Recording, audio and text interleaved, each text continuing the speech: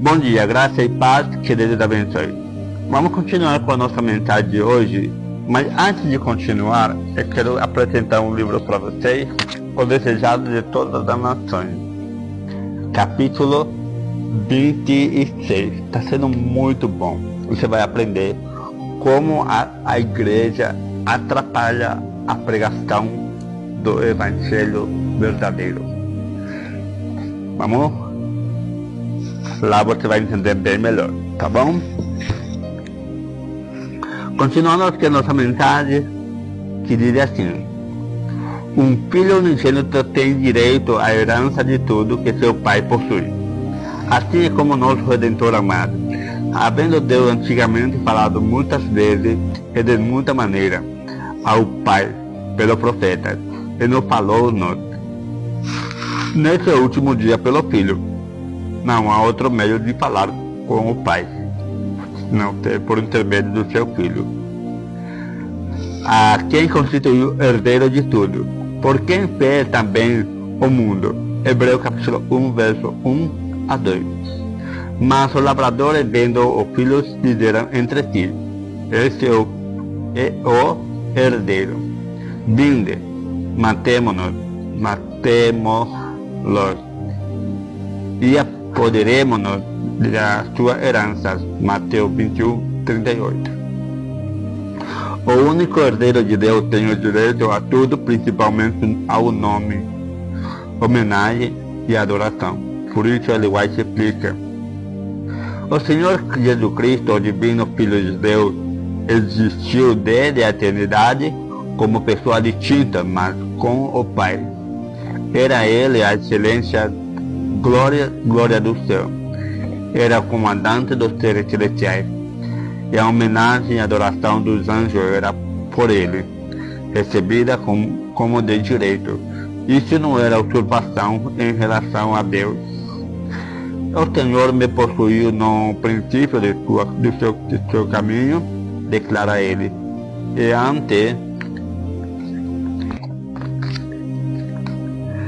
antes de suas obras mais antigas, desde a eternidade, fui ungida. Desde o princípio, antes do começo da terra, antes de haver abismo, fui gerada. É o único Filho de Deus que foi gerado no princípio. E antes ainda de haver fonte carregada de águas, antes que o monte fosse formado, antes do outeiro, eu fui gerada. Ainda ele não tinha feito a terra, nem campos, nem sequer o princípio do mundo. Quando ele preparava o céu, aí estava eu. Mas, como passava ao redor a face do abismo. Provérbios 8, 22, 27. Perceba que o texto acima, ao explicar que Cristo, o divino Filho de Deus, tem o direito à adoração, ele vai citar Provérbios 8 e deixa claro que esta é uma declaração de Cristo. Não deixe de observar isso. Cristo declarou por intermédio de Salomão: o Senhor me possuiu no princípio de seu caminho, antes de suas obras mais antigas. Desde a eternidade fui ungida, desde o princípio, antes do começo da terra. A palavra primogênito significa primeiro gerado, e Cristo é o primeiro gerado do céu, não há outro. A dedicação do primogênito teve sua origem no primitivo tempo. Deus prometera dar o primogênito do céu para salvar os pecadores. Esse dom devia ser reconhecido em todas as famílias pela consagração do primogênito, devia ser consagrado ao sacerdócio como representante de Cristo entre os homens. Desejado de Todas as Nações, página 27. Deus amou o mundo de tal maneira que te deu seu Filho unigênito, não um filho por criação, como foram os anjos, nem um filho por adoção, como eu pecador arrependido, mas o Filho foi gerado. Na expressão da imagem do seu Pai, Ellen White explica sinais do tempo, 30 de maio de 1895.